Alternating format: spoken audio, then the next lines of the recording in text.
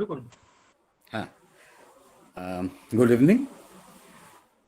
আজকে আমাদের আজকের দিনটা একটা বিশেষত্ব আছে।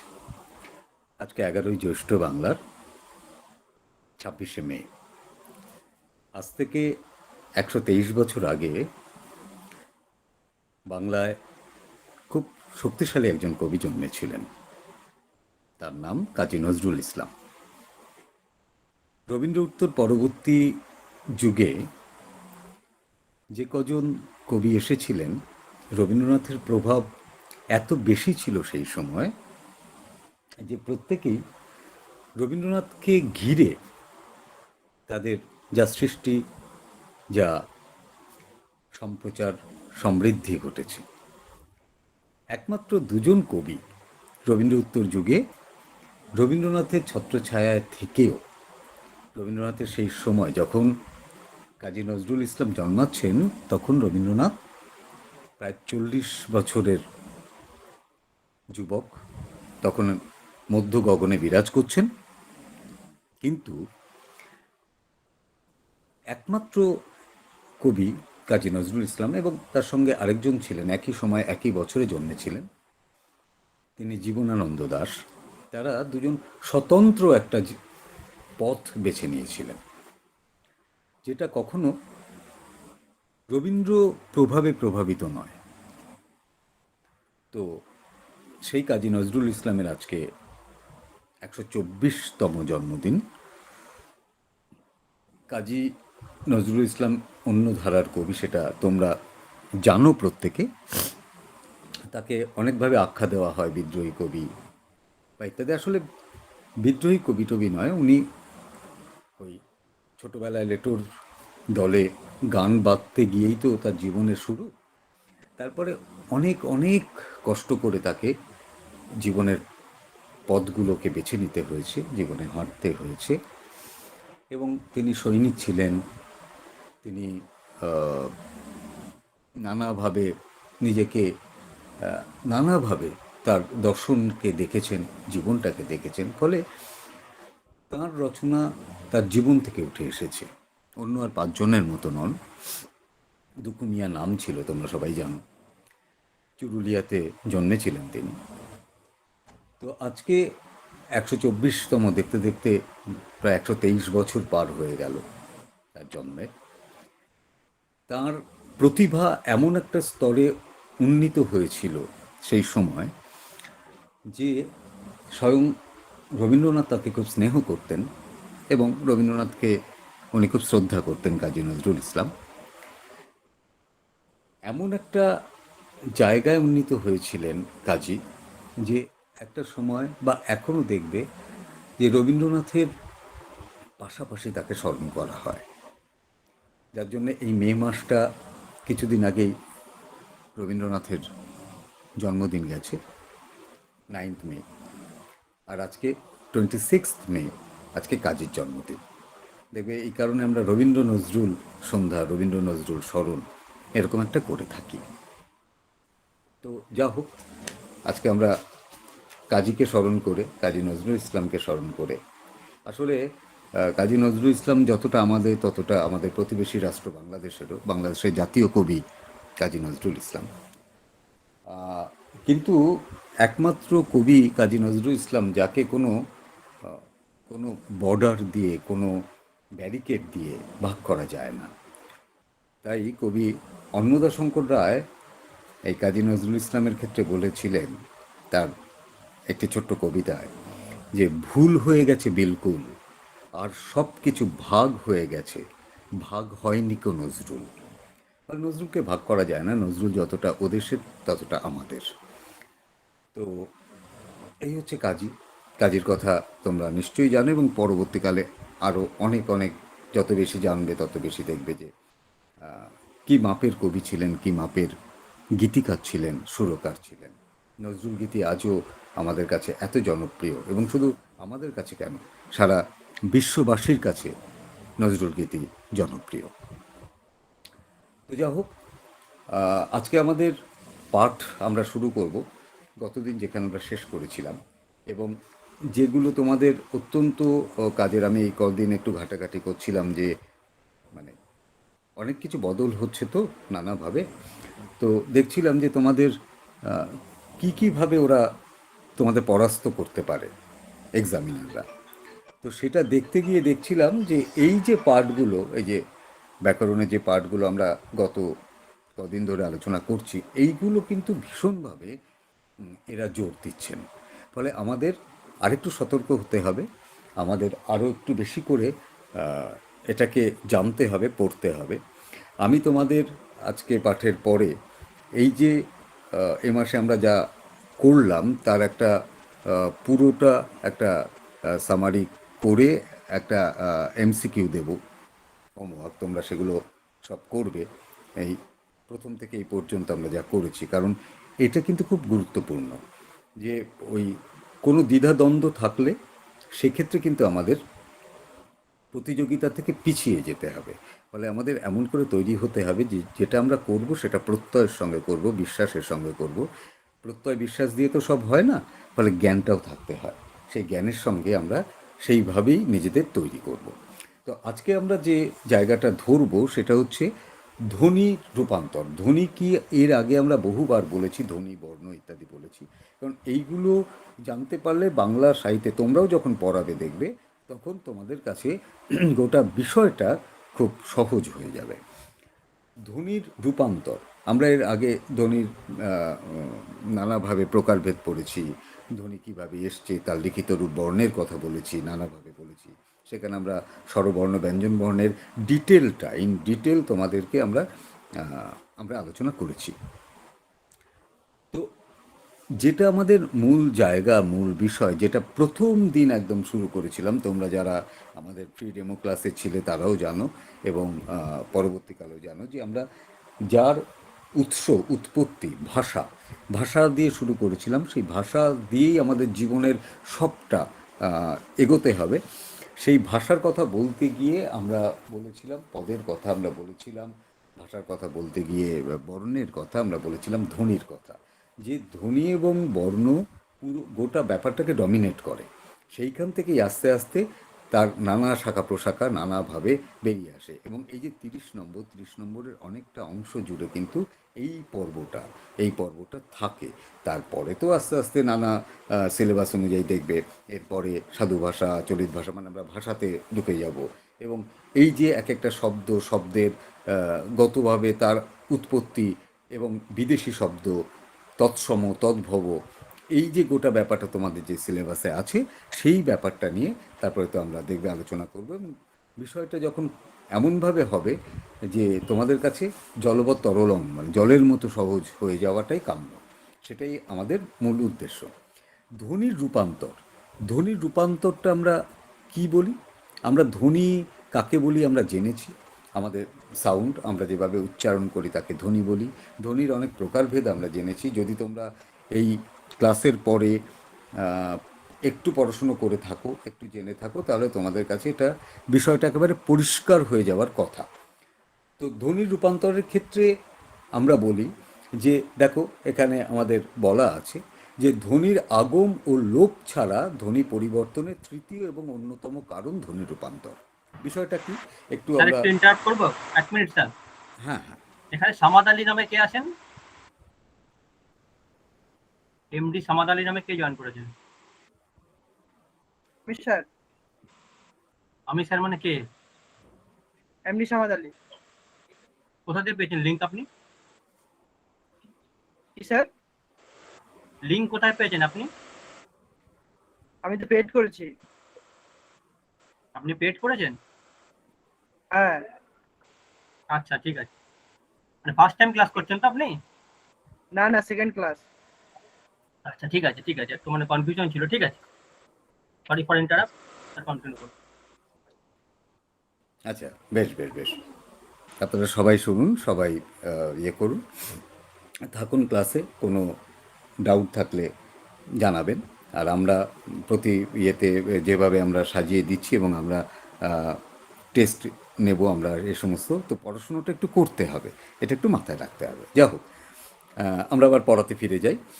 তো আমরা যেটা বলছিলাম যে ধ্বনির আগম এবং লোপ ছাড়া, আগম মানে আমরা জানি যেটা আসে, আসা, এবং লোপ, লোপ মানে কি? লোপ মানে লুপ্ত হওয়া। এটা ছাড়া ধ্বনি পরিবর্তনের তৃতীয় কারণ হচ্ছে ধ্বনির রূপান্তর। এর আগে আমরা আগম এবং লোপের কথা বলেছি। যদি আপনাদের মনে থাকে তাহলে দেখবেন যে আমরা বলেছিলাম যে কী করে একটা ধ্বনি এসে পরিপূর্ণ করে। কখনো স্বরধ্বনির আগম ঘটে, কখনো ব্যঞ্জন ধ্বনির আগম ঘটে, বা কখনো লোপ হয়, ছেড়ে যায়। ধরুন শেষ ধ্বনিটা এসে যখন যুক্ত হলো, সে মানে আসল ধ্বনি থেকে শেষটা টেল ড্রপ যাকে বলে, আমরা দেখবেন অনেক সময় কথাতে শেষ ধ্বনিটা আমরা বুঝতে পারি না অনেক ক্ষেত্রে, এটাকে টেল ড্রপ বলে। এইটাই হচ্ছে ধ্বনির লোপ, ছেড়ে যাওয়া। ছেড়ে গিয়ে টেল ড্রপে কী হয়? টেল ড্রপের ক্ষেত্রে হচ্ছে যে ধ্বনিটা অনুচ্চারিত থাকলো, সেইটা কিন্তু আমাদের শব্দের পরিপূর্ণতা আনলো না। এই ক্ষেত্রে ব্যাকরণগতভাবে যখন এরা লোপ পায়, তখন এই লোপ ছাড়া ধ্বনিটা পরিবর্তন হয়, পরিবর্তন হয়ে অর্থটা একই থাকে কিন্তু রূপটা পরিবর্তন হয়ে যায়।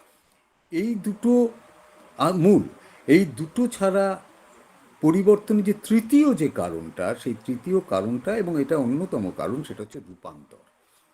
অদ্ভুতভাবে রূপান্তর হয়। সেই রূপান্তরটা কীভাবে, খুব ইন্টারেস্টিং বিষয়। মানে দেখবেন পড়াটাকে, এই যে আমাদের এটা পড়া হিসেবে না দেখে, এটা যদি আমরা একটা আড্ডা দেখি, আড্ডার মতো করে নিই, আলোচনার মতো করে নিই, তাহলে দেখবেন যে বিষয়টা আমাদের কাছে কত সহজ এবং সাবলীল হয়ে উঠেছে। খুব সহজে আপনারা বুঝতে পারবেন যে এই যে লোপ এবং আগম ছাড়া যে পরিবর্তনটা হয়, এই পরিবর্তনটা যে ধ্বনির রূপান্তর হয়, রূপান্তরটাকে কিভাবে আমরা বাংলা সাহিত্যের ক্ষেত্রে, আমাদের পড়ার ক্ষেত্রে কাজে লাগাতে পারি। এই রূপান্তরের কতগুলো ধারা আছে, এটা ব্যাকরণবিদরা বলেছে। আমি আগেই বলেছি যে প্রত্যেকের একটা চেহারা থাকে, এই চেহারা দিয়েই তাদেরকে আমরা চিহ্নিত করি, আমরা দেখি, আমরা বোঝাই। তেমনই এর কতগুলো ধারা, এই ধারাগুলোর মধ্যে স্বরসঙ্গতি একটা ধারা, অপিনিহিতি একটা ধারা, অভিশ্রুতি একটি ধারা, ব্যঞ্জন সঙ্গতি বা সমীভবন একটা ধারা, বিষমীভবন একটা ধারা, আর নাসিক্যী ভবন একটা ধারা। এই মোটামুটিভাবে আমরা 6টি ধারাতে আমরা এই ধ্বনির রূপান্তরকে পাই। বিভিন্নভাবে বিভিন্ন সময় তারা আমাদের কাছে আসে, এবং এই ধারাগুলো এক একটা ক্ষেত্রে সবটাই অর্থবহ, অর্থ ছাড়া ধ্বনি হয় না। তারা এক একটা রূপ নিয়ে আসে, পূর্ণাঙ্গতা নিয়ে আসে, এবং যখন আসে তখন তারা কিন্তু শব্দের একটা পরিপূরক হয়ে আসে, একটা কমপ্লিট শব্দ তৈরি হয়, এবং সেখান থেকে তার মতো করে একটা ভাষার উৎপত্তি ঘটে। ভাষার একটা মানে নতুন ভাষা গঠন হয়। তো প্রথম স্বরসঙ্গতি। স্বরসঙ্গতি কি? আমরা জানি যে সঙ্গতি কাকে বলে। সঙ্গতি বলে হচ্ছে সাম্যভাবকে। সাম্য কাকে বলে? মিল, মিলকে বলে সাম্য। অর্থাৎ সঙ্গতি শব্দের অর্থ যদি সাম্যভাব হয়, তাহলে স্বরের যে সাম্য, সেটাই হচ্ছে স্বরসঙ্গতি। অর্থাৎ স্বরসঙ্গতি হলো অসম স্বরধ্বনির সাম্য বা সঙ্গতি লাভ। যেখানে অসম মানে দুজনের কোনো মিল থাকে না, সেটা যদি কখনো স্বরধ্বনির সাম্যতা এবং সঙ্গতি বজায় রাখে, তাকে আমরা বলি, কি বলি? তাকে আমরা স্বরসঙ্গতি বলি।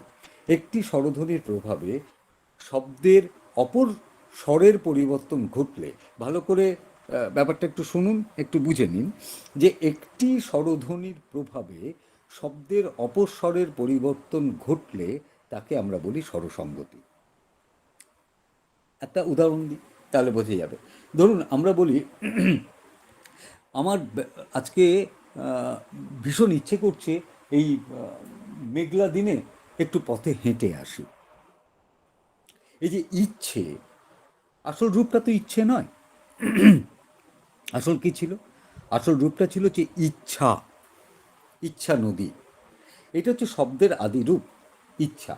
কিন্তু আমরা অদ্ভুতভাবে দেখুন যে এই আ এবং পরে সেটা মিলে হচ্ছে এ, একটা অসম স্বরধ্বনি।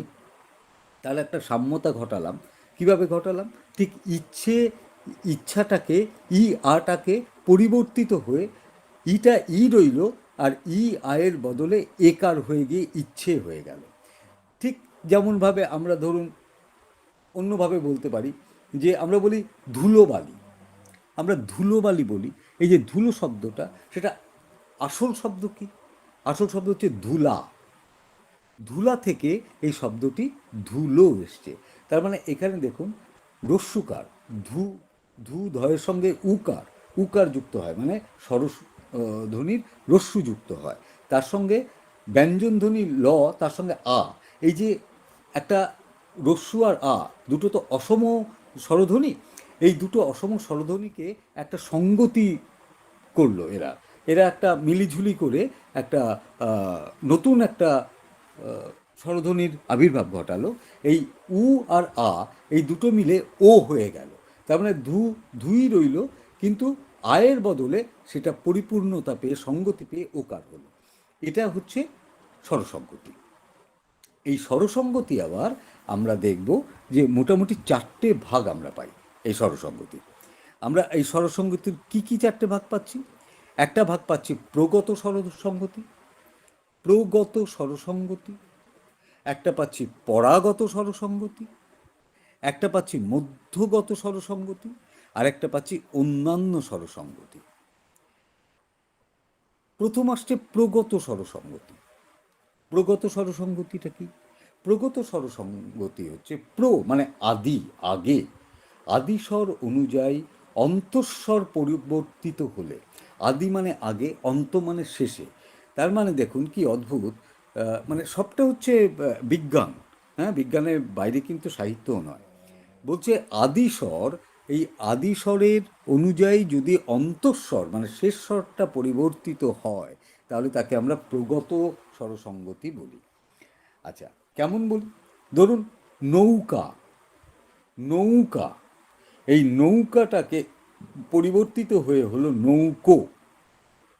ধরুন শিকা, পরিবর্তিত হয়ে শিকে বলো, ঠিক যেভাবে ইচ্ছাকে ইচ্ছে বলেছিলাম আমরা, সেইভাবে একটা পরিবর্তিত হয়ে সেটা অন্তে গিয়ে তার একটা চেঞ্জ হলো। পূজা, পুজো, উ আ, আকার, আ হচ্ছে আদি, আদিস্বর, সেখান থেকে হয়ে গিয়ে ও হয়ে গেল, ও হচ্ছে অন্তঃস্বর। এটা হচ্ছে প্রগত স্বরসঙ্গতি। একটু পড়তে হবে, একটু ভালো করে শুনতে হবে এবং একটু পড়তে হবে, পড়লে ব্যাপারটা ভীষণ ক্লিয়ার হয়ে যায়। ব্যাকরণের এই অংশটা যখন ধ্বনির রূপান্তর হয়, পরিবর্তন হয়, এই অংশটা একটু কঠিন মনে হবে, কিন্তু বিষয়টা কঠিন নয় যদি আমরা একটু মন দিয়ে শুনি। আবার দেখবেন, আবার আমরা কঠিনে যখন ধরুন ওই প্রত্যয় টত্যয় পড়বো, তখন একটু অদ্ভুতভাবে মনে হয়। সেইগুলো আবার ভাষার যে নানা ভাগ, ধারা, উপধারা, হ্যাঁ, অনেকগুলো নদী এসে তো মোহনায় মেশে, সেই মোহনা সমুদ্রের পথে যায়, সাগরের পথে যায়, তো সেইগুলো একটা অন্য ধারা। আচ্ছা, এইবার এই প্রগতর পরে আমরা দেখব পরাগত স্বরসঙ্গতি। পরাগত স্বরসঙ্গতি কি? যেটা আমরা প্রগত স্বরসঙ্গতির ক্ষেত্রে বলেছিলাম যে আদিস্বর অনুযায়ী অন্তঃস্বরের পরিবর্তিত রূপ। আমরা পরাগতকে বলছি অন্তঃস্বরের কারণে যদি আদিস্বর পরিবর্তিত হয়, ঠিক রিভার্স, ঠিক উল্টে গেল। অন্তঃস্বরের কারণে যদি আদিস্বর পরিবর্তিত হয়, তখন আমরা তাকে বলি পরাগত স্বরসঙ্গতি। যেমন ধরুন আমরা আমরা বলি বেড়াল, কথাটা বলি, কিন্তু আসলে বিড়াল, হ্যাঁ, বিড়াল এসছে। বা পড়াশোনা, আমরা বলি পড়াশোনা করো, হ্যাঁ, খুব ভালো হবে, আসলে পড়াশোনা, হ্যাঁ, পড়াশোনা, আদি শব্দ হচ্ছে পড়াশোনা। এই পড়াশুনোটা আস্তে আস্তে সেটা কী রূপ পেল? পড়াশোনাতে রূপ পেল। এইবার ধরুন আপনাকে বলা হলো যে আপনি পড়াশুনো করছেন, আপনার মনে হতে পারে পড়াশোনা, এটা তো ভুল শব্দ, পড়াশোনাটা তো ঠিক শব্দ নয়। আসলে তার আদির রূপ ছিল কিন্তু পড়াশোনা, সেটার পরিবর্তিত রূপ হলো, পরাগত হয়ে তার রূপ হলো পড়াশোনা। তার মানে শোনাটা শোনা হয়ে গেল। তাহলে কি হলো? অন্তঃস্বরের কারণে, অন্তঃস্বরের কারণে এটার আদিস্বর পরিবর্তিত হয়ে গেল। সেই জায়গাটার থেকে কিন্তু আমরা একে পরাগত বলি। অদ্ভুত। আবার ধরুন এটা হচ্ছে মধ্য, মধ্য মানে বুঝতেই পারছি মাঝখানে, এর আদি অন্ত, এর সঙ্গে পরিবর্তনের কোনো দায় নেই। কিন্তু দায়টা কোথায়? দায় হচ্ছে আদিস্বর এবং অন্তঃস্বর অনুযায়ী মধ্যস্বর যদি পরিবর্তিত হয়, মানে আদিস্বর, আদ্যস্বর, আদ্যস্বর এবং অন্তঃস্বর অনুযায়ী যদি মধ্যস্বরটা পরিবর্তিত হয়, তাহলে এই যে মুদ্রাগত যে পরিবর্তন, তাকে আমরা বলি স্বরসঙ্গতি। এখানে দেখবেন সব ক্ষেত্রে তিনটে বর্ণ বা তিনের অধিক, অর্থাৎ বলা ভালো দুইয়ের অধিক হতে হবে, কারণ না হলে তো মধ্যখানটা পাবো না। আদি মানে দুটো শব্দ আদি আর অন্ত থাকে। যখনই এটা তৃতীয় কোনো শব্দের সংযোগ ঘটলো এবং তার ধ্বনির রূপ নিল, তখন সেটা কিন্তু কি হয়ে গেল, তার একটা মধ্যে তৈরি হয়ে গেল, মাঝখানে তৈরি হয়ে গেল, দুটো পিলারের মাঝখানে। যেমন বিলাতি, আমরা যখন কথ্য ভাষায় বলি তখন আমরা বলি বিলিতি। আমরা বলি যে সকালবেলা জিলিপি খেতে বেশ লাগে, আসলে জিলাপি। পরিবর্তিত হয়ে কি হলো, আগের ই পরের ই, আদ্যস্বর এবং অন্তঃস্বর অনুযায়ী আমরা আমরা কি করলাম, এই আদ্যস্বর এবং অন্তঃস্বর অনুযায়ী ইকারটাকে প্রভাবিত করলাম, জিলাপিটা জিলিপি হয়ে গেল। এই যে পরিবর্তন, মধ্যে পরিবর্তন হলো, কিন্তু এটা জিও পরিবর্তন হলো না, পিও পরিবর্তন হলো না।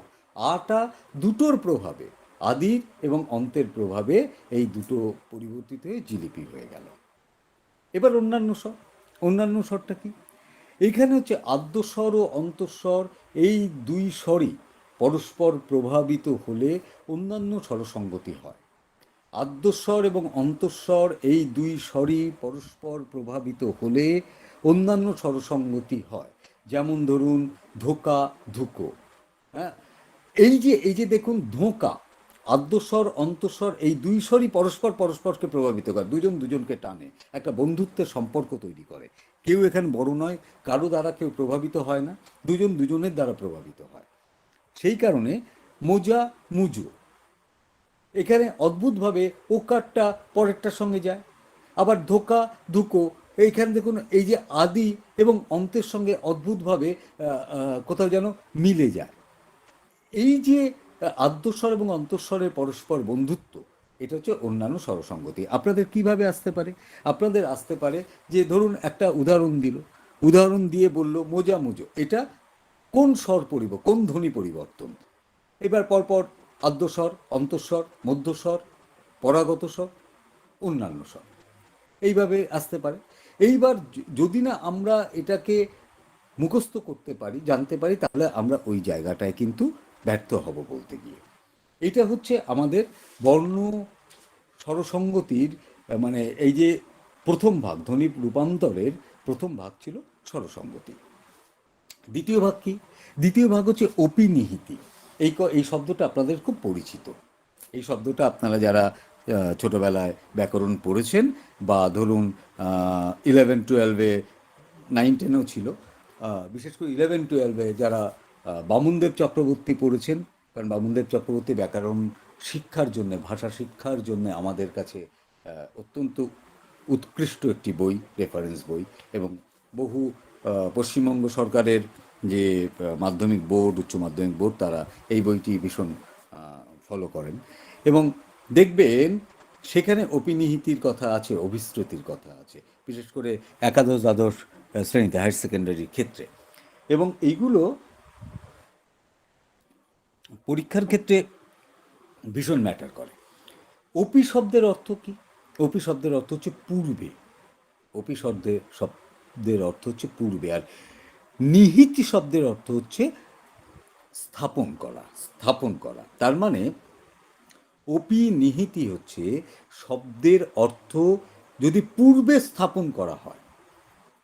ব্যাপারটা কি দাঁড়ালো, ধ্বনি পরিবর্তনের এই যে আমরা কথা বললাম, যে শব্দের আদিতে শব্দের যে অর্থটা থাকে, সেই অর্থটাকে যদি আমরা পূর্বে, অর্থাৎ আগে, অপিতে স্থাপন করি, তাহলে তাকে আমরা অপিনিহিতি বলি। এই অপিনিহিতি নামটা দিয়েছেন, আপনারা জানেন যে ভাষাবিদ ডক্টর সুনীতি কুমার চট্টোপাধ্যায়। আমাদের মানে বাংলা ভাষা নিয়ে আমরা যারা চর্চা করি, তাদের কাছে সুনীতি কুমার চট্টোপাধ্যায়, আচার্য সুনীতি কুমার চট্টোপাধ্যায় একটা অন্যতম নাম। তো সুনীতিবাবু গবেষক ছিলেন। সুনীতিবাবু তিনি এটা গবেষণা করে এটার নাম দিলেন অপিনিহিতি। এখন এই যে অপিনিহিতি, এই অপিনিহিতি আমরা কি বললাম, একটু ভালো করে যদি আমরা বুঝি, বিশ্লেষণ করি, তাহলে শব্দস্থিত মানে শব্দে যে ব্যঞ্জন বর্ণের পরবর্তী ইকার বা উকার যথাস্থানে উচ্চারিত না হয়ে ব্যঞ্জন বর্ণের পূর্বে যদি উচ্চারিত হয় তাকে আমরা বলি অপিনিহিতি। আগেই বললাম অপি শব্দের অর্থ পূর্ব, নিহিতি শব্দের অর্থ স্থাপন। তার মানে কি হচ্ছে, ব্যঞ্জন বর্ণ প্রত্যেকটা শব্দে তো এক ব্যঞ্জন বর্ণ থাকে, সেই ব্যঞ্জন বর্ণটা যেখানে উচ্চারিত হওয়ার কথা সেইখানে যদি উচ্চারিত না হয়, সেটা যদি আগে উচ্চারণ হয় তাহলে তাকে আমরা অপিনিহিতি বলি। যেমন যেমন দেখবেন যে কথাটা হচ্ছে রাখিয়া দাও। আঞ্চলিকগতভাবে এক একটা জায়গায় তার তার মতো করে তার ভাষাকে পরিবর্তন করেন, তার উচ্চারণকে, তার ধ্বনিকে পরিবর্তন করেন। এই রাখিয়াটা রাইক্ষা হয়ে যায়। এক একটা অঞ্চলের এক একটা ভাষা আছে, তাদের মতো করে তারা বলেন। ধরুন যশোরের একরকম ভাষা, খুলনার একরকম ভাষা, ঢাকার একরকম ভাষা, চট্টগ্রামের একরকম ভাষা। তো এই এই যে বাংলা ভাষার রূপান্তর, আবার আমরা যারা গ্রাম থেকে, ধরুন আমাদের আমাদের এপার বাংলা মেদিনীপুরের একরকম ভাষা, বাঁকুড়ার একরকম ভাষা, পুরুলিয়ার মানুষ একরকম ভাষায় কথা বলেন। তারা কিন্তু প্রত্যেকে অর্থগতভাবে, তারা কিন্তু ব্যাকরণগতভাবে কোনো ভুল নয়। আবার যারা আমরা কলকাতার মানুষ, তারা একটা পরিশোধিত, একটা পরিশীলিত একটা ভাষায় কথা বলি। ধরুন এই যে রাখিয়া, যারা আপনারা দেখছেন তারা দেখবেন যে রাখিয়া যদি আমরা বিশ্লেষণ করি তাহলে আমরা কি পাই? আমরা পাই রাখিয়া, তার মানে র যুক্ত আ যুক্ত খ যুক্ত ই যুক্ত অন্তস্থীয় যুক্ত আ, আমরা পাচ্ছি রাখিয়া। কিন্তু আমরা যখন বলছি, কি বলছি? রাইখা বলছি। তার মানে দেখুন, এই যে খয়ের পরে ইয়ের জায়গা, রয় আ তারপরে খ তারপরে ই, খয়ের পরে ইয়ের জায়গা, কিন্তু আমরা যখন বলছি সেটাকে যদি আমরা বর্ণ বিশ্লেষণ করি তাহলে আমরা পাবো র যুক্ত আ যুক্ত ই যুক্ত খ। দেখুন আগে ছিল খ যুক্ত ই, এখন হলো ই যুক্ত খ, তারপরে অন্তস্থীয় অ, তারপরে আ, রাইখা। ঠিক তেমনি আজি থেকে আইজ, বাক্য থেকে বাক্য, সত্য থেকে সত্য। হুম, এইভাবে আমরা শব্দের বিভাজনে অপিনিহিতি এসছে। ঠিক সাধু থেকে সাউদ, এইরকম চারি থেকে চাইর, এইরকমভাবে একের পর মাইর দিম। দেখবেন একটু যারা সিলেট, একটু যারা অন্য ভাষা, একটু গ্রামের দিকে, যদি একটু নদিয়া ডিস্ট্রিক্টেই যদি আপনি যান, তাহলে ওখানে দেখবেন যে এই যে আমি রবীন্দ্রনাথ বলেছিলেন না, আমি মারের সাগর পাড়ি দেব, আমি মারের সাগর পাড়ি দেবো, ওই যে মারি, হ্যাঁ, মানে মারবো, সেখান থেকে মাইর এসছে। মাইর দিম, দেব না। এই যে আঞ্চলিক রূপান্তর, মারিটা মাইর হয়ে গেল, এটাই হচ্ছে অপিনিহিতি। অপিনিহিতির পরে আমরা কি পাচ্ছি? অপিনিহিতির পরে আমরা পাচ্ছি অভিশ্রুতি। অপিনিহিতি হচ্ছে বাঙালি উপভাষার একটা বড় বৈশিষ্ট্য। উপভাষা প্রত্যেকে এসছে, যে ভাষাগুলোকে আমরা নিজেদের মতো করে একটা ভাষার পরিপূরক, অর্থগত এক রেখে একটা ভাষার পরিপূরক তৈরি করেছি, তাকে আমরা উপভাষা বলছি। তো এই উপভাষাটা হচ্ছে অন্যতম অপিনিহিতি। অভিশ্রুতি আমরা কাকে বলছি? অভিশ্রুতি হচ্ছে ঠিক মানে অপিনিহিতির ঠিক পরের স্টেজটা হচ্ছে অভিশ্রুতি বলছি আমরা। অপিনিহিতি যেখানে শেষ হলো, তার যে পরের স্টেপটা, পরের ধাপটা, সেই ধাপটা হচ্ছে অভিশ্রুতি। অর্থাৎ অপিনিহিতির প্রভাবজাত ই বা রস্যু শব্দ মধ্যস্থিত স্বরধ্বনিকে প্রভাবিত করলে তাদের যে একটা মিল হয়, তাদের যে একটা সন্ধি হয়, সেই সন্ধির ফলে যে শব্দ উৎপন্ন হয়, যে শব্দকে আমরা নতুনভাবে পাই, সেটা হচ্ছে অভিশ্রুতি। কি অভিশ্রুতি? আমরা অপিনিহিতির ক্ষেত্রে রাখিয়াকে রাইখা বলেছিলাম। রাখিয়ার বর্ণ বিশ্লেষণ করে আমরা দেখিয়েছিলাম যে ই ক্ষয়ের পরে আসার কথা, সেটা ক্ষয়ের আগে, রাইখাতে ক্ষয়ের আগে এসছে। এখানে অপিনিহিতির শেষ। অভিশ্রুতি আরেকটু পরিশীলিত। যারা ধরুন আমরা, যারা একটু কলকাতার মানুষ, যারা একটু শহর কেন্দ্রিক, নাগরিক কেন্দ্রিক মানুষ, বা গ্রামে থাকলেও আমরা যারা একটু সহজভাবে কথা বলতে, পরিশীলিত কথা বলতে পছন্দ করি, তারা কি বললাম? তারা রাখিয়াকে রাইখাও বললাম না, তারা বললাম রেখে। আমরা বললাম রেখে। অর্থাৎ এই যে অপিনীতি যেখানে শেষ হলো, অর্থাৎ শব্দের মানে আগেরটা পরেরটা আগে বসলো, সেটাকে আবার পরিশীলিত করে একটা অন্য স্বরধ্বনির আগম ঘটিয়ে আমরা তার একটা পরিশীলিত রূপ দিলাম রাইখাকে রেখে। অর্থাৎ আ যুক্ত ই, এই আ যুক্ত ই দুজনে সন্ধি হলো, রাইখা আ ই, হ্যাঁ রেখে, সেটা থেকে আমরা পেলাম একার রেখে। তো এইটা হচ্ছে অবিশ্রুতি।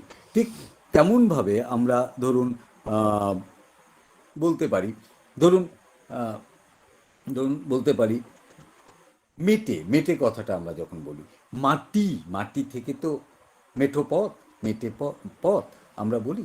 ধরুন আমরা যদি বলি যে মাটি, মাটিটা কোথা থেকে এসছে? মাটিটা এসছে মাটিয়া থেকে। সেই মাটিয়া থেকে আমরা মাইটটা বললাম, টিয়া, টয়ের পরে ই, সেটা আগে উচ্চারিত হয়ে কি হলো? মাইটটা। এই মাইটটা থেকে আবার অবিশ্রুতি হয়ে হলো মেটে। তাহলে মাটিয়া, মাইটটা, মেটে। ঠিক একইভাবে ধরুন আমরা বলতে পারি, আমরা বলি না যে বাঙালিরা খুব মেছো হয়, মাছ খেতে ভালোবাসে বলে। এই মেছো শব্দটা কোথা থেকে এসছে? তার অপিনিহিতিটা কী ছিল? মেছো শব্দের অপিনিহিতি ছিল মাছুয়া থেকে, মাছুয়া, সেখান থেকে মাউছুয়া, মাউছুয়া থেকে মেছো। তাহলে অদ্ভুত অদ্ভুতভাবে এই অবিশ্রুতি তার বিবর্তনটা হয়েছে। এটা 3 নম্বর গেল। 4 নম্বর হচ্ছে সমীভবন। সমীভবনটা কি?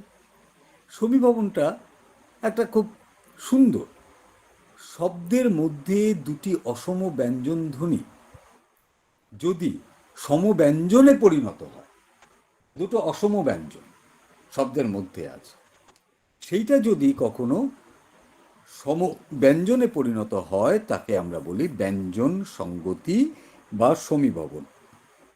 সমীভবনকে আমরা ব্যঞ্জন সঙ্গতিও বলি। এটা কিন্তু মাথায় রাখতে হবে। কখনো শব্দ দিয়ে যদি বলা হয়, তাহলে কিন্তু আমরা সমীভবন কথাটা যদি নাও থাকে, যদি সেখানে ব্যঞ্জন সঙ্গতি থাকে, তাহলে কিন্তু আমাদের ধরে নিতে হবে যে ওটা সমীভবনের কথাই বলা হচ্ছে। আবার এই সমীভবন বা ব্যঞ্জন সঙ্গতির আরেকটি নাম হচ্ছে সমীকরণ। হ্যাঁ, একটা কেমিস্ট্রি, একটা রসায়ন। কারণ দুটি অসম ব্যঞ্জন ধ্বনির যখন কেমিস্ট্রি হয়, কেমিস্ট্রিটা ভালো হয়, সন্ধি হয়, তখন তাকে আমরা বলি সমীভবন বা ব্যঞ্জন সঙ্গতি বা সমীকরণ। এখানে দেখবেন আপনারা, এখানে আমরা বলেছি যে আমরা খুব কথায় কথায় বলি যে এটা কথ্য ভাষায়, যে চলো আজকে একটু গপ্প হোক। গপ্প কথাটা তো আসল কথা নয়, গপ্প কথাটা এসছে গল্প থেকে। তাহলে দেখুন গয়ের সঙ্গে ল একটা ব্যঞ্জনধ্বনি, প একটা ব্যঞ্জনধ্বনি। এই দুটো ব্যঞ্জনধ্বনি এক গোত্রীয় নয়, লয়ের একদম আলাদা এবং প একদম আলাদা। এই ল এবং প, এই দুটোর প্রভাবে প্রভাবিত হয়ে, দুটোর মিলনে কাছাকাছি একটি বর্ণ তৈরি করলো, ধ্বনি তৈরি করলো, সেটা হচ্ছে গপ্প। পয় পয় হলো। ঠিক জন্ম জন্ম, জন্ম জন্মান্তরেও ভুলব না। এগুলো সব এই এই পরিবর্তনগুলো কেন এসছে? ব্যাকরণবিদরা কি হঠাৎ মনে করলেন আর এটার এই পরিবর্তন সেটা করে ফেললেন? না, তা নয়। যত বেশি আমাদের সমাজ, সোসাইটিটা আমরা যত বেশি করে বিভাজিত হয়েছি, এক একটা অঞ্চলে গিয়েছি এবং সেখানকার ভাষা, সেখানকার এর মধ্যে মিলেমিশে একটা নতুন নতুন ভাষা নিজেদের মতো করে বলতে শিখেছি। শিখতে গিয়ে নতুন ভাষা পরিবর্তন হয়ে নতুন ভাষার জন্ম হয়েছে। সেইটা দেখে ব্যাকরণবিদরা তারা এইরকম একটা সিদ্ধান্তে এসছেন, এরকম একটা জায়গায় এসছেন। তাহলে এইটা হচ্ছে আমাদের সমীভবন। এবার এই সমীভবন আবার আমরা কয়েকটা ভাগে ভাগ করেছি। তাদের তাদের প্রকারগতভাবে, তাদের চারিত্রিকগতভাবে আমরা কয়েকটা জায়গায় ভাগ করেছি। একটা প্রগত সমীভবন, পূর্ববর্তী ব্যঞ্জনধ্বনির প্রভাবে পরবর্তী ব্যঞ্জনধ্বনির যে পরিবর্তন ঘটে তাকে আমরা প্রগত সমীভবন বলছি।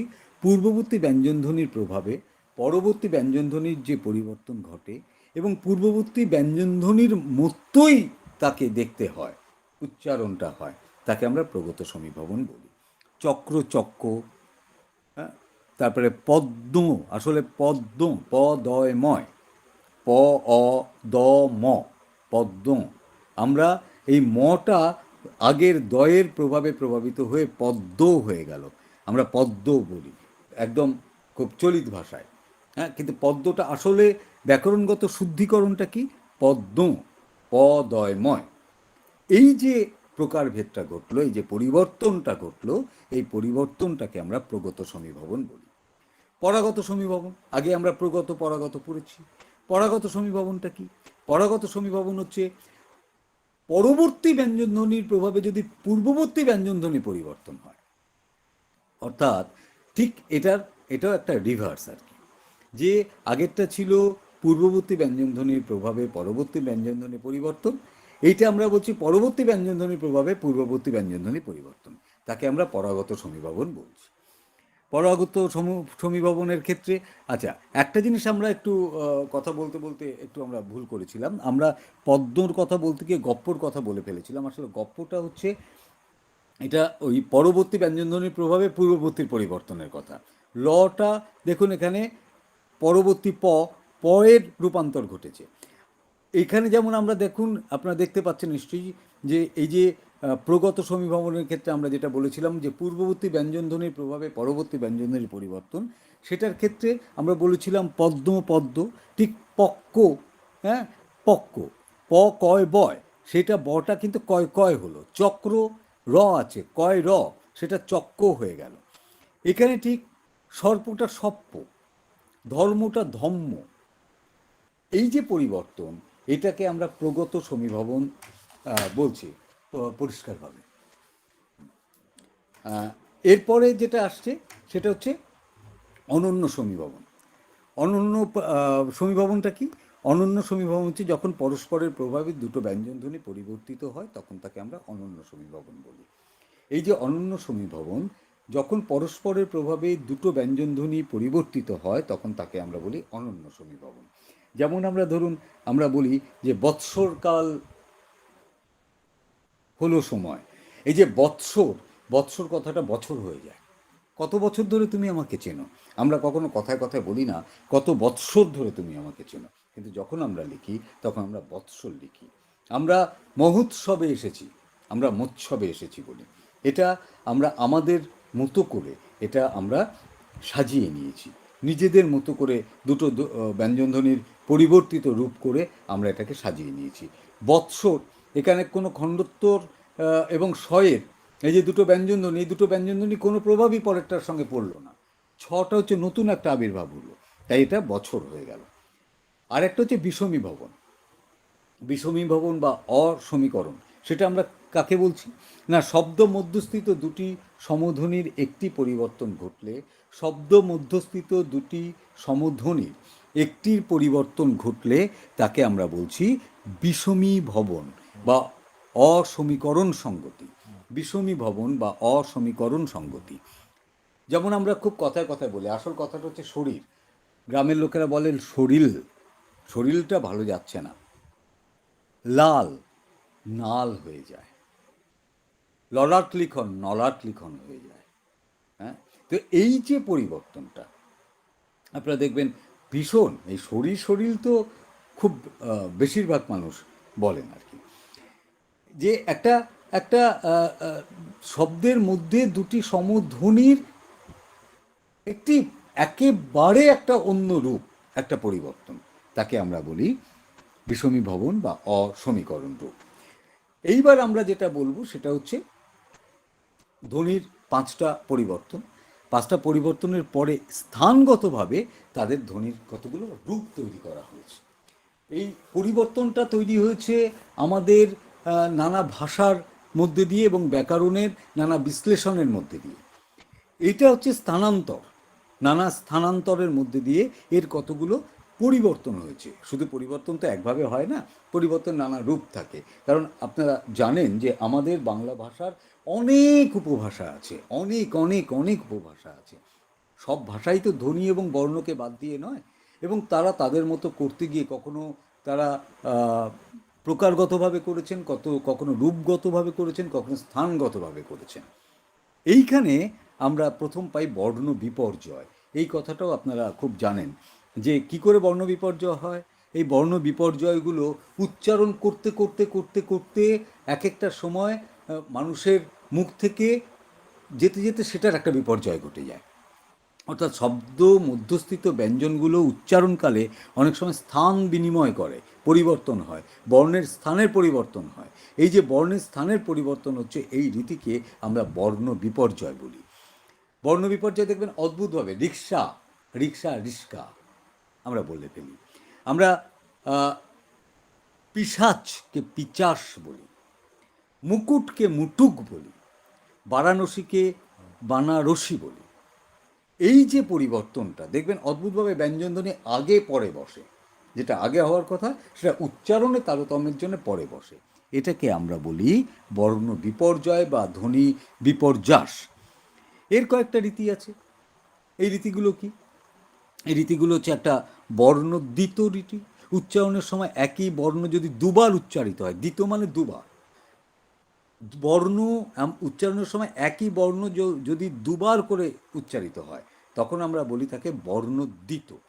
দেখবেন আমরা বলি বড় ছোট, হ্যাঁ, এটা যখন আমরা বলি তখন এই ছোটটাকে ছোট্ট বলি, ছোট্ট। বড্ড, বড্ড শব্দটা সচরাচর না শুনতে পেলে এক একটা ডায়ালেক্টে আছে, কিন্তু ছোট্ট শব্দটা আমরা আকছার বলি। হ্যাঁ, যে ছোট্ট করে বল, ছোট্ট ছেলে আমার, আসলে ছোট। সকালবেলায় উঠে কি দেখলাম, সকালবেলা আসলে সকালবেলা। এই যে রীতিটা উচ্চারণে, এই দুটো কটা দুবার উচ্চারণ হলো, উচ্চারণ হলে আর কোনো পরিবর্তনই হলো না। সকাল, সকাল তিনটেই রইল, একটা কটা খালি দ্বিতীয়বার উচ্চারণ হলো। এটা হচ্ছে বর্ণদ্বিত। এক একটা সময় দেখবেন আমরা যখন বর্ণের উচ্চারণ ঘটাই তখন বর্ণের উচ্চারণ ঘটাতে গিয়ে বিকৃতি করে ফেলি। এই বিকৃতিটা কিন্তু আমরা নিজেরাই জানি না যে এই বিকৃতিটা আমরা কিভাবে ঘটে গেল। এটা আমাদের উচ্চারণের তারতম্যের কারণে নানাভাবে ঘটে যায়। যে উচ্চারণকালে শব্দস্থিত স্বরবর্ণ বা ব্যঞ্জনবর্ণ যদি নতুন রূপ লাভ করে তখন তাকে আমরা বর্ণ বিকৃতি বলি। নতুনভাবে একটা নতুন শব্দের উৎপত্তি হলো, এটা কারো প্রভাবে দ্বিতীয়বার উচ্চারণ হচ্ছে না, একদম নতুন শব্দ। যেমন কারারই লৌহ কপাট, আমরা বলি কবাট। হ্যাঁ, কারারই লৌহ কপাট, আমরা বলি কবাট। এই যে কপাটটা কবাট হয়ে যাওয়া, ধোপাবাড়ি ধোপাবাড়ি, কাকটাকে আমরা অনেক সময় কাক বলি, এটাকে আমরা বিকৃতি উচ্চারণ হয়, এটাই হচ্ছে বর্ণ বিকৃতি। এরপরে আমরা আসি অন্তর্হতি। এটা আবার কি? এটা হচ্ছে পদের মধ্যস্থিত কোনো ব্যঞ্জনধ্বনি যদি লোপ পায়, ওই লোপের কথা আগে বলেছিলাম, সেটা অন্তর্হতি হয়। যেমন আমরা কেউ বলে ফাল্গুন, আমরা বলি ফাগুন। লয় গ, আগেরটা যেমন যোগ হলো বর্ণদ্বিততে, এটা লোপ পেল, ফাল্গুনটা ফাগুন হলো। আহ্লাদিত আলাদা, আলহিদা কথাটা আলাহিদা, সেটা আলাদা। এই যে বিপর্যয়, এই যে পরিবর্তন, ব্যঞ্জনধ্বনির লোপ, সেটা হচ্ছে অন্তর্হিত। তারপরে আমরা আসবো, দেখবেন আপনারা একটা শব্দ খুব শুনে থাকবেন, সেটা হচ্ছে আমরা মহাপ্রাণ ধ্বনি অল্প প্রাণ ধ্বনি পড়েছি, সেইখান থেকে ক্ষীণায়ন। শব্দ মধ্যস্থিত মহাপ্রাণ ধ্বনি যখন অল্প প্রাণ ধ্বনিতে পরিণত হয় তাকে বলা হয় ক্ষীণায়ন। যেমন ধরুন আসল কথাটা হচ্ছে কাঠ, আমরা বলি কাঠ, পাঁঠা, পাটা। এগুলো আমরা যখন উচ্চারণ করি তখন উচ্চারণের মধ্যে দিয়ে এটা চলে আসে, মহাপ্রাণটা অল্প প্রাণ হয়ে যায়। আবার ঠিক তার উল্টোটা হচ্ছে পিনায়ন, অর্থাৎ শব্দ মধ্যস্থিত কোনো অল্প প্রাণ ধ্বনি যখন মহাপ্রাণ ধ্বনি রূপে উচ্চারিত হয় তাকে আমরা বলি পিনায়ন। যেমন পুকুর, পুকুর হয়ে যায়। কাঁঠাল, কাঁঠাল খাবো, আসলে কাঁঠাল, কাঁঠাল হবে। যদি কাঁঠাল লেখেন তাহলে বলবে এ মা সেটা ভুল লিখেছে, আসলে তা নয়, এটা ভুল নয়। তো এই যে মহাপ্রাণ ধ্বনিরূপে অল্প প্রাণ ধ্বনিটা মহাপ্রাণ ধ্বনিরূপে উচ্চারণ, তাকে আমরা পিনায়ন বলি। আর এরপরে যেটা আপনারা পড়েছেন ঘোষ ধ্বনি, ঘোষী ভবন এবং অঘোষ ভবন, আমরা এর আগে পড়িয়েছিলাম। এটারও একটা বর্ণের রূপ হয়েছে, আলাদা একটা বিপর্যয় হয়েছে। অঘোষ বর্ণ ঘোষ বর্ণে পরিণত হয়, অঘোষ বর্ণ যেটা সেটা ঘোষ বর্ণে পরিণত হয়। যেটা ধরুন ছাদটাকে ছাদ হয়ে যায়, শাকটাকে শাক হয়ে যায়, হ্যাঁ, ছাদে যাব ছাদে যাব। এইটা হচ্ছে ঘোষ বর্ণ। অঘোষ বর্ণ সেটা ঘোষে পরিণত হয়। ত ত হচ্ছে অঘোষ ধ্বনি, অঘোষ বর্ণ। সেটা যখন দ বলি সেটা ঘোষ হয়। অঘোষটা ঠিক উল্টো, ঘোষ বর্ণ যখন অঘোষে পরিণত হয়। যেমন ধরুন বড় ঠাকুর বড় ঠাকুর, বাবু বাপু বাপুজি, আসলে বাবুজি সেটা হয়ে গেল বাপুজি। এই যে পরিবর্তনটা, এই পরিবর্তনটাকে আমরা বলি অঘোষ ভবন। তাহলে আজকে আমরা যে আলোচনার যে জায়গাটাতে আমরা এসে দাঁড়ালাম, যে আমরা ধ্বনির পরিবর্তনের কয়েকটি রীতি ধারা এবং কি করে ধ্বনি পরিবর্তন করতে হয় তার বিভিন্ন রূপ, যেখানে প্রথম রূপান্তর, যেখানে স্বরসঙ্গতি আমরা জানলাম, অপিনীতি জানলাম, অবিশ্রুতি জানলাম, সমীভবন জানলাম, অসমীকরণ জানলাম, এবং তারপরে যেটা জানলাম ধ্বনির যে স্থানান্তর, কিভাবে তার স্থানান্তরগুলো হয়েছে, সেখানে বর্ণ বিপর্যয়ের কথা আমরা জানলাম, এবং বর্ণ বিপর্যয়ের যে নানা ভাগ যেভাবে একে একে এসছে তার যে বিভাজন, সেই বিভাজনগুলো জানলাম। এইগুলো কিন্তু খুব ইম্পর্টেন্ট পরীক্ষার ক্ষেত্রে, এটাকে কিন্তু আপনাদের মাথায় রাখতে হবে। আমরা এই হওয়ার পর এই নোটটা আমরা একটু দিয়ে দেবো। আমি আজকে একটু বাইরে আছি, ফলে এর মধ্যে যদি করে দিতে পারি তো নোটটা আপনাদের করে দিতে। একটু দিয়ে দেবেন, আমি ক্লাসটা করতে পারিনি, দেখে নেব একটু। হ্যাঁ, আমি সবটা দিয়ে দেবো, সবটা দিয়ে দেবো, এটাও দিয়ে দেবো। হ্যাঁ, দিয়ে আপনাদের পরিষ্কার দিয়ে তারপরে কিন্তু আমরা একটা একটু টেস্ট নেব, আমরা কিছু হোমওয়ার্ক দিয়ে দেবো। আমি আপনাদের জন্য কিছু কোশ্চেন তৈরি করছি, সেগুলো একটু তাড়াতাড়ি, যতটা তাড়াতাড়ি পারি আপনাদের দিয়ে দেবো। দিয়ে এগুলো কিন্তু একটু ঠিক করে তৈরি করে নিন, তৈরি করে তারপরে কিন্তু আমরা একটা টেস্ট নেব। আমরা একটা মানে যাতে আমরা কি বুঝলাম, কোনো ডাউট থাকলে সেই ডাউটগুলো একটু ক্লিয়ার করা, এইগুলো কিন্তু আমরা একটু করবো। আমি স্যারের সঙ্গে কথা বলে নেব যে যদি আমরা এইভাবে একটু ইয়ে করে করতে পারি, হ্যাঁ, করে নিয়ে। তো এটা আপনার শিগগিরই পেয়ে যাবেন, আগের ক্লাসে যেমন পেয়েছেন। বাকিটাও আমি করে দিচ্ছি, আর আপনাদের এই হোমওয়ার্কটা আমি কিছু করে দেবো, এই এমসিকিউ যেগুলো আপনাদের কাজে লাগবে, এটা আমি তৈরি করতে শুরু করেছি, যাতে যতটা একটু দেখে নিয়ে যে কী ধরনের ট্রেন্ড হচ্ছে এবারে পরীক্ষাতে, সেটা দেখে নিয়ে করছি। তো এর মধ্যে পেয়ে যাবেন। আমরা আজকে একটু এখানে শেষ করব, কারণ মানে এখানে প্রচণ্ড ঝড় বৃষ্টি হচ্ছে, আমি যেখানে আছি একটু সেখানে। তো যদি কোনো ডাউট থাকে আমরা সামনের ক্লাসে ডেফিনেটলি এটাকে ক্লিয়ার করব, ক্লিয়ার করে নিয়ে আর এই নোটটা আপনাদের আমি খুব তাড়াতাড়ি পাঠিয়ে দিচ্ছি। ঠিক আছে? Okay sir, good night. হ্যাঁ, থ্যাংক ইউ সো মাচ সবাইকে। সবাই ভালো থাকবেন, সুন্দর করে পড়াশুনো করুন। আমি এই নোটটা পাঠিয়ে দিচ্ছি, সামনের ক্লাসে আমরা একটু ডিটেল আলোচনা করে নেব। Thank you. ঠিক আছে স্যার। স্যার